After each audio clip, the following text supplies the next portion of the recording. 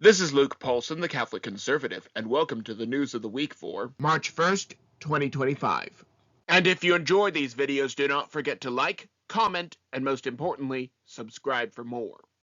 Huge cost savings. As of the writing of this script, D.O.G.E has saved the American people over $130 billion. While it is true that this is paltry compared to the national debt, I think that it is worth looking into for comparison. Please note that these numbers were calculated by ChatGPT. First off, you could pay 8.6 million people on minimum wage for a year, or every one of the about 1.6 million minimum wage earners for over 5 years. Alternatively, we could end homelessness in America, fund private school and vocational training for millions, launch millions of new businesses and get their tax revenue, potentially keep every at-risk kid in after-school programs, provide free insulin for years, upgrade public schools nationwide, or give every rural household broadband internet access. Think about those numbers for just a moment. And since Democrats are so upset about USAID, even though it is not actually international aid, we could provide clean water to 2.6 billion people, bring sanitation to 1.3 billion people, feed 520 million people through sustainable farms, transition 2.6 billion people to safer cooking energy, educate 260 million children in abject poverty, deliver mosquito nets to completely stop malaria in many regions, build roads,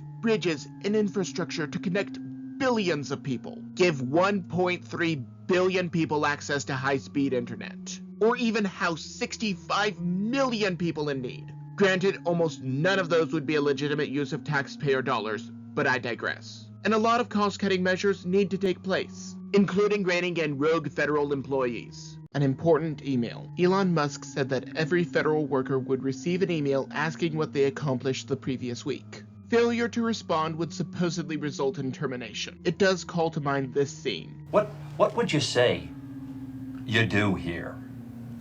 A lot of government employees have admitted to doing nothing and just living off of tax dollars. Others are actively undermining America. I know that a large number will lie, but it may put some active fear into these otherwise useless puppets of the deep state. So how do you define it?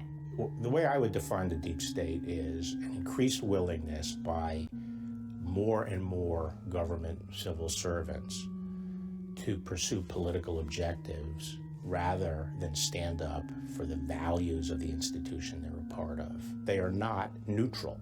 They're not politically neutral. However, not every rogue employee is actively evil. Some are merely accused of evil. USDA Eggs. There was a viral post online that claimed that a deep state operative called countless birds saying that they had the bird flu. However, there is officially no evidence of this. We know that the federal government paid people to raise and then kill animals during the Great Depression without harvesting their meat. I would not be surprised if this were happening again. I also would not be surprised if a bureaucrat did order this. We know that people, largely, are not falling for this incarnation of the 4-year virus. We also know that a large number of chicken farms burned to the ground. Did Phyllis Fong actually do what they claim that she did?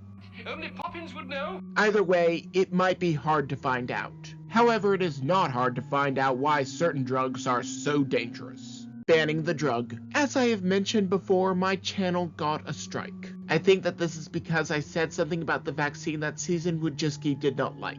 Either way, the drug is in the news again. There are reports that it may be banned. We know that Pfizer has admitted to certain side effects. Despite this, many people do not know about this and still think that it is safe. A testament to the brilliant marketing campaign of the deep state. So how do you define it? Well, the way I would define the deep state is an increased willingness by more and more government civil servants to pursue political objectives rather than stand up for the values of the institution they're a part of. They are not neutral. They're not politically neutral.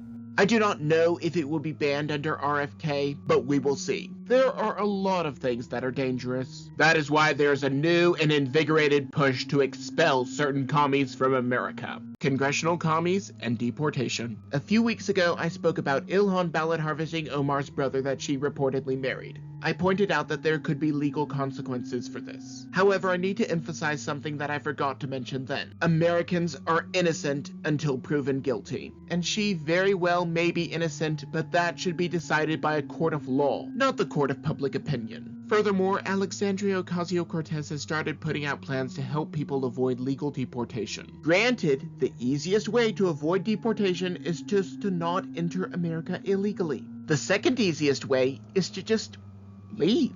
Tom Homan has said that he is working with the FBI to see if people like her are breaking the law. The same thing applies to the people on TikTok who were advertising cute winter boots. And naturally, since liberals are comparing President Trump to Hitler, for reasons, they are comparing the illegals that are being rounded up to Anne Frank.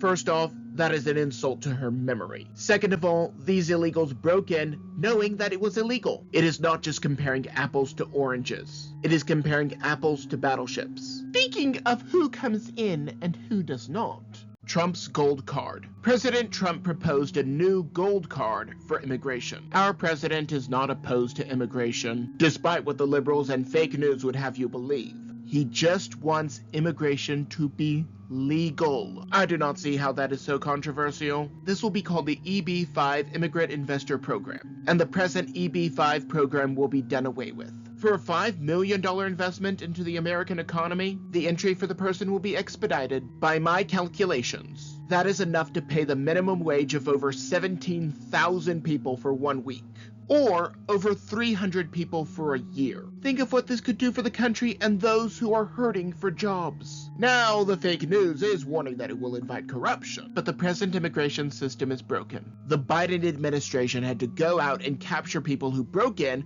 who were on the terror watch list. Those who are getting this gold card have to put a lot of money down, and so they can be easily tracked. Now, if done as intended, these well-qualified people will bring countless jobs to America, as opposed to airlines who hire unqualified people. An upside-down plane. A Delta Airlines flight ended with the plane upside down, but with no fatalities. Naturally, the fake news is blaming President Trump for cutting countless pointless jobs in air traffic control, whereas the rest of us think that the crew might be a factor. Now, to my knowledge, no information about the crew has been released. However, these companies make it a point to advertise their DEI policies and unmanned crews. If you cut out a large portion of the hiring pool just to make it more diverse, you are going to lose a lot of qualified candidates. This is known as the bottleneck effect. Let's say you had a job with 12 openings. Naturally, you hire the 12 best candidates. But the more diverse and inclusive you are, the more you have to lower your standards, until you get to this point where you have so many unqualified candidates that it is ridiculous. And although this pool is just as unqualified, it is racist. But this one is not racist. How about we choose people based on their qualifications? People need to be hired and fired based on how qualified they are. As such, let us look at both sides of that coin. Hirings and firings. This past month has been filled with so many hirings and firings that it is hard to keep up. In addition to corrupt and incompetent federal officials, 2 prominent members of Operation Mockingbird were let go. Operation Mockingbird is here to remind you to never question the official narrative. Lester Holt from NBC and Joy Reid from MSNBC. The latter is a race baiter who acts to sow division for reasons known only to her. On the other hand, Patel has been confirmed to lead the FBI.